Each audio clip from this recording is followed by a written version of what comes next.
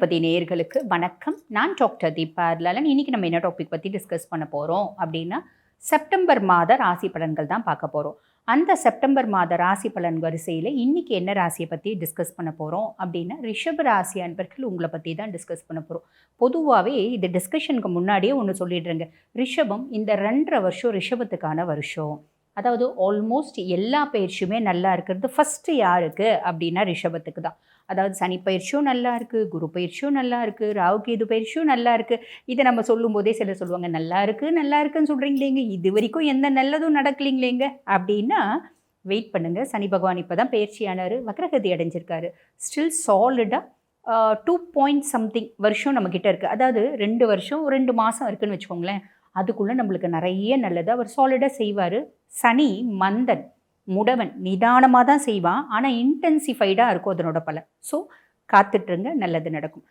Okay, இப்போ நம்ம டைரெக்டாக வந்து பதிவுக்குள்ளே போயிடலாம். ரிஷபம் 2ஆம் பாவம், அதாவது தன குடும்ப வாக்குஸ்தானத்தில் குரு பகவான். பொதுவாக தன குடும்ப வாக்குஸ்தானத்தில் குரு பகவான் இருக்கான் அப்படின் போது குடும்பத்தில் நிம்மதி, சந்தோஷம், மகிழ்ச்சி, குதூகலம், ஏதோ ஒரு விதத்தில் காசு நடமாட்டோம் அப்படின்றது இருக்கும். நாங்கள் வீட்டில் இருக்கவங்க எல்லாருமே வீட்டுக்குள்ளேயே உட்காந்துட்டு இருக்கோங்க, எந்த தொழிலும் செய்யறதில்ல.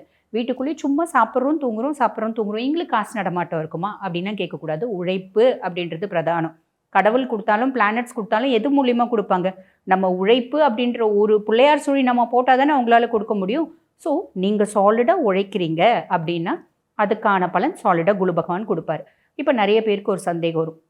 இந்த சந்தேகம்லாம் அங்கே ஜோதிடம் பார்க்க வரும்போது நிறைய பேர் கேட்குறது, மேடம் இந்த ரிஷபராசிக்கு சுக்கிரன் தானே அதிபன், சுக்கிரன் ஆதிக்கம் பெற்ற ராசி தானே ரிஷபராசி. ஆமாம், சுக்கிரன் தான் ராசி அதிபன். அப்போ சுக்கிரனுக்கு குரு பகவான் பகை கிரகமாச்சே, அவர் போய் ரிஷபத்துக்கு நல்லது செய்வாரா அப்படின்னு கேட்டால், ஒரு விதத்தில் நல்லது செய்ய மாட்டார் அப்படின்னு சொல்லலாம், இன்னொரு விதத்தில் நல்லது செய்வார். அது எப்படி? பொதுவாக வந்து பாருங்கள், அவங்க வந்து பகை கிரகமாக இருந்தாலும் ஈசன் அவங்களுக்கு இட்ட கட்டளை என்ன பாவத்தில் இருக்கையோ அந்த பாவத்துக்கான பலன்களை நீ கொடுக்கணும். நம்ம மனுஷங்க மாதிரி கிடையாது, இன்னொரு வீட்டுக்கு போய் நல்ல உறவாடி அவங்களுக்கு எடுக்கிறது அதெல்லாம் வந்து பிளானட்ஸ்க்கு தெரியாது. ஸோ எந்த பொசிஷனில் அவங்க உட்காடுறாங்க, எந்த ஒரு பாவத்தில் அதாவது கட்டத்தில் உட்காடுறாங்களோ அந்த கட்டத்தில் என்ன அவங்களுக்கு தொழில் கொடுக்கப்பட்டிருக்குதோ அதை சாலிடாக செய்வாங்க. ஸோ இந்த குழப்பத்துக்கும் நான் பதில் சொல்லிட்டேன்னு நினைக்கிறேன். ஆக 2ஆம் பாவம் குரு பகவான் குடும்பத்தில் ஏதோ ஒரு விதத்தில் நிம்மதி, சந்தோஷம் அப்படின்றத கொடுக்கப்பாரு. அதுக்கும் மேலே 3ஆம் பாவம் இளைய சகோதர தைரியஸ்தானத்தில் சுக்கிரன். பொதுவாக ராசி அதிபன் 3ஆம் பாவம் மறைவுக்கு போயிடுறானே அப்படின்ற குழப்பம் இருக்கும். கவலைப்படணுன்ற அவசியம் இல்லை. காரணம் என்ன அப்படின்னா, நம்ம லைஃப்பில் எதையாவது சாதிக்கணும் அப்படின்னா நம்மளுக்கு தன்னம்பிக்கையும் தைரியமும் அதிகமாக இருக்குது அப்படின்னா யார் வேணால் எந்த ஒரு டெஸ்டினியை வேணால் அடைய முடியும் அப்படின்றது பொதுவாக எல்லாரோட கருத்தும், என்னோட கருத்தும் அதுதான். அப்போ நம்மளோட ராசி அதிபன் தைரியஸ்தானத்தில் போய் உட்கார்றதுனால நமக்கு ஒரு தைரியம், தன்னம்பிக்கை அப்படின்றது அதிகமாகுங்க. பொதுவாகவே ரிஷபத்துக்கு தைரியம், தன்னம்பிக்கை, விடாமுயற்சி இதெல்லாம் உண்டு. அது இன்னும் கொஞ்சம் எக்ஸஸாக அதிகமாகும். அதனால் நம்ம பல விஷயத்தை வந்து பார்த்திங்கன்னா சாதிக்கணும் அப்படின்னு முடிவு பண்ணுவோம், அதை செய்வோம் அப்படின்னு சொல்லலாம். இது செப்டம்பர் மாதம் 14ஆம் தேதி வரைக்கும் 3ஆம் பாவத்தில் இருக்கார் சுக்கிரன். செப்டம்பர் 14 4ஆம் பாவத்துக்கு போகிறார். 4ஆம் பாவம் அப்படின்றது சுக தாயார் ஸ்தானம். சுகஸ்தானத்தில் சுக்கிரன். பொதுவாக ஒரு சுகஸ்தானத்தில் அதிர்ஷ்ட கிரகம் வந்து உட்கார்றாரு அப்படின் போது ஏதோ ஒரு விதத்தில் கம்ஃபர்ட் எப்படி சொல்லலாம்? அது நம்ம எனக்கு தெரிஞ்ச ஒரு சின்ன எக்ஸாம்பிள் சொல்கிறேன். நீங்கள் அதை உங்களுக்கு எந்த விதத்தில் அந்த அதிர்ஷ்டம் வந்திருக்குன்னு பொருத்தி பார்த்துக்கோங்க. உதாரணம், இப்போ வந்து பாருங்கள், ஒரு டாக்டர் இருக்காங்க.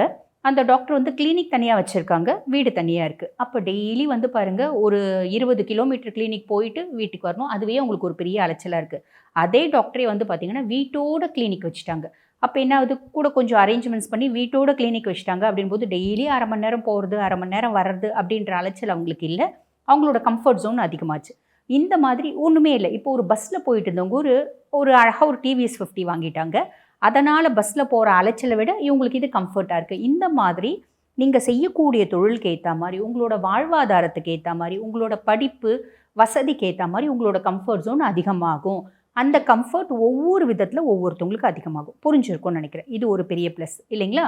அதுக்கும் மேலே 4ஆம் பாவத்தில் ஆல்ரெடி வந்து பாருங்கள் சூரியன், புதன், கேது இணைவு அப்படின்றது இருக்குது. அந்த சூரியன், புதன், கேது இணைவு, பொதுவாக இந்த சூரியனும் புதனும் இணையிறது என்ன சொல்லுவாங்க, புத் ஆதித்ய யோகம் அப்படிம்பாங்க. கேதுவும் இணைஞ்சிருக்கிறது அப்படின்றது என்ன சொல்லுதுன்னா, அந்நிய நாட்டு ஒரு ஹெல்ப்பு, அந்நிய மதத்தினர்னால ஹெல்ப்பு, வெளிநாட்டுக்கு போகக்கூடிய வாய்ப்பு, இந்த மாதிரி நிறைய ஆப்பர்ச்சுனிட்டி ஏற்படும். அதுக்கும் மேலே அம்மானோட ஒரு புத்திசாலித்தனத்தினால நான் வர்த்தகம் பண்ணுறேன், எங்கள் அம்மா எனக்கு சில பல ஐடியா கொடுத்தாங்க, அதனால் நான் வெளிநாட்டில் வர்த்தகம் பண்ணுறேன். உதாரணத்துக்கு நான் சும்மா வந்து ஒரு ஆரி ஒர்க் பண்ணுற ஒரு டெய்லர் தான், பெருசாக படிக்கல, பெருசாக எனக்கு வந்து வெளி உலகம் தெரியாது. பட் இருந்தாலும் என் தொழிலில் எனக்கு நிறைய திறமை உண்டு. ரிஷபம் எப்பயுமே எந்த தொழில் செய்கிறாங்க அப்படின்னாலும் அந்த தொழிலில் ஒரு ஒயிட் நாலேஜ் அப்படின்றது அவங்களுக்கு இருக்கும். அதுக்கு படிப்பு அப்படின்றது 2வது. அப்போ அந்த தொழிலில் நான் வந்து ரொம்ப புத்திசாலி. நான் ரொம்ப புதுசு புதுசாக டிசைன் கிரியேட் பண்ணுவேன். எங்கள் அம்மா சொன்னாங்க, இப்போ ஆன்லைனில் தான் நிறைய பேர் பண்ணுறாங்களே, நீயும் அந்த மாதிரி பண்ண. நானும் சும்மா இன்ஸ்டாகிராமில் 4 போஸ்ட் போட்டேன், பயங்கரமாக வந்து பார்த்திங்கன்னா கிளிக் ஆகிட்டேன் அப்படின்ற மாதிரியும் நிறைய பேருக்கு அமையும். இது எனக்கு தெரிஞ்ச ஒரு எக்ஸாம்பிள் சொன்னேன். அவங்கவுங்கள வாழ்க்கையில் என்ன மாதிரி விஷயம் நடக்குது அப்படின்றத பொருத்தி பார்த்துக்கோங்க. புரியுதுங்களா? ஸோ இது ஒரு பெரிய ப்ளஸ் அப்படின்னு சொல்லலாம். அதுக்கப்புறம் வந்து பாருங்கள், இந்த 5ஆம் பாவத்தில் வந்து செவ்வாய் இருப்பார். இவர் செப்டம்பர் மாதம் 13ஆம் தேதி வரைக்கும் 5ஆம் பாவத்தில் செவ்வாய் இருப்பார். 5ஆம் பாவம் அப்படின்றது பூர்வ புண்ணியஸ்தானம், புத்திரஸ்தானம். அப்போ நம்ம வந்து பூர்வீக சொத்து பற்றி எங்களுக்கு நிறைய இருக்குப்பா, நான் என் தம்பிக்கிட்ட இப்பயே சண்டை போட்டு வாங்கணும். செப்டம்பர் மாதம் 13ஆம் தேதி வரைக்கும் ட்ரை பண்ணாதீங்க. புரியுதுங்களா? பூர்வீகத்தில் சொத்து இருக்குது, அதுக்கு அதாவது என்ன சொல்லுவாங்க, கோர்ட்டுக்கு போகணும், கேஸ் போடணும் அப்படின்னு சொல்கிறாங்க பார்த்தீங்களா? நான் கேஸ் ஃபைல் பண்ணணும் அப்படிலாம் இருந்தால் செப்டம்பர் மாதம் 13ஆம் தேதி வரைக்கும் செய்யாதீங்க. என் பிள்ளை சுத்தமாக அடங்க மாட்டேங்குது. அதனோட அட்டகாசம் தலைக்கு மேலே போச்சு, எல்லைக்கு மேலே போச்சு. நான் உடனே அதை வந்து ஆக்ஷன் எடுத்து திருத்திடணும். செப்டம்பர் மாதம் 13ஆம் தேதி வரைக்கும் செய்யாதீங்க. அதெல்லாம் செய்கிறீங்க அப்படின்னா சாலிடாக தப்பாக போய் முடிஞ்சிடும். நல்லா ஞாபகம் வச்சுக்கோங்க. சரி, செப்டம்பர் 13 என்ன ஆகுது? செப்டம்பர் 13 5ஆம் பாவத்துலேருந்து 6ஆம் பாவத்துக்கு வரார் செவ்வாய். அவர் அங்கே மட்டும் 6ஆம் பாவம் மட்டும் என்ன வாழுது, நல்லா இருக்குமா? ஒன்றும் இல்லை. என்னென்னா ருணரோக சத்ருஸ்தானத்தில் செவ்வாய் அப்படின் போது நிறைய ரிஷபராசி என்பருக்கு ஹெல்த் ரிலேட்டட் காம்ப்ளிகேஷன்ஸ் வரும். சின்ன சின்ன ஆக்சிடென்ட்ஸ் வரதுக்கு வாய்ப்பு உண்டு. சின்னதாக ஒரு உடம்பு சரியில்லாமல் ஜுரம், அந்த வைரல் காய்ச்சல் மாதிரி ஒரு 2 நாள் ஹாஸ்பிட்டலைசேஷன் ஆகிறதுக்கு நிறைய வாய்ப்பு உண்டு. பெருசாக கவலை பண்ணோன்றது இல்லை. இப்போ நிறைய பேருக்கு இந்த மாதிரி 6ஆம் பாவத்தில் செவ்வாய் வரும்போது கோச்சார செவ்வாய் வருதுனாலே எனக்கு ஒரு பெரிய லெவலில் ஆக்சிடென்ட் ஆகுமா, பெரிய லெவலில் சர்ஜரி நடக்குமா அப்படிலாம் பயப்படுவாங்க. வரத்துக்கு வாய்ப்பு உண்டு. ஆனால் இந்த மாதம் நம்ம அப்படி பயப்படணுன்ற அவசியம் இல்லை. காரணம் என்ன அப்படின்னா, குருனோட நேரடி பார்வை இருக்குது. குரு மங்கள யோகம் அப்படின்றதுக்கு. அப்போ செவ்வாயினால் வரக்கூடிய கெடுபலன்கள் அப்படின்றது சாலிடாக மினிமைஸ் ஆகிடும். இதுவும் கவலைப்பட வேண்டாம். அதுக்கும் மேலே 5ஆம் பாவத்தில் வந்து பாருங்கள், செப்டம்பர் மாதம் 15ஆம் தேதி புதன் 5ஆம் பாவத்தில் வந்து உட்கார்றார். உச்சம் பெற்று உட்கார்றார் கன்னியில். செப்டம்பர் மாதம் 16ஆம் தேதி புதனை பின்தொடர்ந்து சூரியனும் வரார். அப்போ 5ஆம் பாவத்தில் சூரியன் புதன் சேர்க்கை. இது வந்து கன்னியில் சனியினோட வக்ர பார்வை இவங்க மேலே இருக்குது. அப்போ நான் தான் சொன்னேன், இந்த காலகட்டம் எந்த ஒரு பெரிய லெவலில் முயற்சி, சொத்து முயற்சியானா இருக்கட்டும், குடும்பத்தில் இருக்க தகராறை வந்து பார்த்திங்கன்னா பஞ்சாயத்து பண்ணுறேன், மத்தியஸ்தம் பண்ணுறேன்னு போகிறதானா இருக்கட்டும், குழந்தைங்கள திருத்துறேன்னு களம் இறங்குறதானா இருக்கட்டும், பெருசாக செய்ய வேண்டாம். கம்முன்னு விடுங்க. நீங்கள் பாட்டுன்னு உங்கள் வேலையை பாருங்கள், பிள்ளைங்க பாட்டுன்னு அவங்க வேலையை பார்க்கட்டும். ஒரு காலம் பொதுவாக வந்து பாருங்கள், எல்லாரும் எல்லா நேரத்திலும் நல்லவங்க கிடையாது. எல்லாரும் எல்லா நேரத்துலையும் வந்து பார்த்திங்கன்னா மற்றவங்களுக்கு எக்ஸாம்பிளாகவே வாழ்ந்துட முடியாது.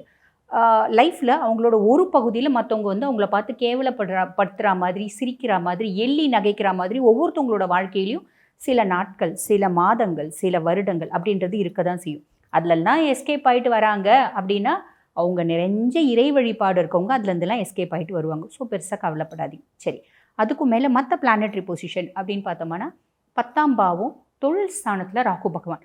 பொதுவாக தொழில் ஸ்தானத்தில் ராகு பகவான் இருக்கார் அப்படின் போது தொழிலில் அபரிவிதமான வளர்ச்சி. நான் சாதாரண ஒரு தொழில் செய்கிறேன், அந்த தொழிலில் ஒரு பெரிய பிரம்மாண்டம் இதை ராகு பகவான் ஏற்படுத்துவார். புரியுதுங்களா? சுய ஜாதகத்தில் ராகு வந்து 10ல் இருந்தால் கூட இப்படி ஒரு பெரிய விஷயம் அப்படின்றது நடக்கும். 10ல் ஒரு பாவி இருந்தால் அரசனை போல வாழ்க்கை உண்டு அப்படிம்பாங்க. 10ல் பாவி வந்து உட்காந்துட்டுருக்கான், அந்த பாவி சனியாக இருந்தால் அரசனை போல வாழ்க்கை கிடையாது. நான் உழைச்சி தான் முன்னேறணும். ஆனால் ராகு உட்காந்துட்டுருக்கான் அப்படின்போது ராட்சஸ் எவ்வளோ வேணாலும் கொடுப்பான், கொடுத்துட்டு மறந்துடுவான். இதுதான் ராகுனோட ஒரு பெரிய ப்ளஸ். எல்லாரும் ராகு கேது சாயா கிரகங்கள், பாம்பு கிரகங்கள், சர்ப கிரகங்கள் அப்படின்னு அவங்கள பற்றி கெடுதல் மட்டும்தான் சொல்லுவாங்க. ஆனால் அவங்களுக்குள்ள எக்ஸ்ட்ராடினரி ப்ளஸ்ஸஸ் அப்படின்றது நிறைய தான் இருக்குது. அந்த ப்ளஸ் தான் வந்து பார்த்திங்கன்னா 10ஆம் பாவம் தொழில் ஸ்தானத்தில் ராகு. இல்லை சின்ன சின்ன மைனஸ் இருக்குது. அது என்னென்னா பொதுவாக வந்து 10ஆம் பாவம் தொழில் ஸ்தானத்தில் ராகு வந்து உட்கார்றாரு அப்படின்போது நம்ம செய்யக்கூடிய தொழிலில் சில பல வில்லங்கம் அப்படின்றது வரும். நம்ம தொழில் செய்கிற இடத்துல சில பல கான்ஃப்ளிக்ட்ஸ் அப்படின்றது வரத்துக்கு வாய்ப்பு உண்டு. ஆனால் குரு பயிற்சி, அடுத்த குரு பயிற்சி வரைக்கும் நம்ம இவரை பெருசாக கவலைப்பட வேண்டாம். இவரால் வரக்கூடிய இவ்வளோன்ற நெகட்டிவ் கூட நம்மளுக்கு பெருசாக பாதிக்காது. காரணம் என்ன அப்படின்னா குருனோட பார்வை இருக்குது. குரு சண்டால யோகம் அப்படின்றது இருக்குது. குருனோட பார்வை ராகு மேலே பதியறதுக்கு குரு சண்டால யோகம் அப்படின்னு ஜோதிடத்தில் சொல்லுவாங்க. புரியுதுங்களா? ஆக அதனால நெகட்டிவ் எதுவும் கிடையாது, ஒன்லி பாசிட்டிவ். கவலைப்படாதீங்க. அதுக்கும் மேலே 11ஆம் பாவம் லாபஸ்தானத்தில் சனி பகவான். பொதுவாக லாபஸ்தானத்தில் சனி அப்படின்னும் போது நல்ல வருமானம் வரும் அப்படின்னு சொல்லுவாங்க. லாபத்தில் எங்கள் அப்பாலாம் வந்து விளையாட்டாக சொல்லுவாங்க, லாபத்தில் வந்து ராகு இருந்தால் மூட்டையாக நம்ம சம்பாதிக்கலாம், லாபஸ்தானத்தில் ஒரு சுய ஜாதகத்தில் லாபஸ்தானத்தில் சனி இருக்காருன்னா கட்டுக்கட்டாக சம்பாதிக்கலாம் அப்படின்னு. ஆனால் என்ன கேட்டால் நான் என்ன சொல்லுவேன்னாங்க, லாபஸ்தானத்தில் சனி இருந்தால் நீ எந்த அளவுக்கு உழைக்கிறியோ அந்த அளவுக்கு சம்பாதிக்கும். That is true. புரியுதுங்களா? லாபஸ்தான சனி இப்போ வக்ரகதி அடைஞ்சிருக்காரேம்மா, அதனால் எங்களுக்கு ஏதாவது காம்ப்ளிகேஷனா அப்படின்னு பெருசாக கவலைப்பட வேண்டாங்க. காரணம் என்ன அப்படின்னா, நவம்பர் 27 வரைக்கும் தான் அவர் வக்ரகதி அடைஞ்சிருக்கார். நவம்பர் 27 அவர் வக்ர நிவர்த்தி அடைஞ்சிடுறார். வக்ர நிவர்த்தி அடைஞ்ச பின்னாடி திருப்பி ரிஷபராசி அன்பர்கள் உங்களுக்கு என்னென்ன மாதிரி நல்லது செய்யணுமோ சாலிடாக செய்வார், கவலைப்படாதீங்க.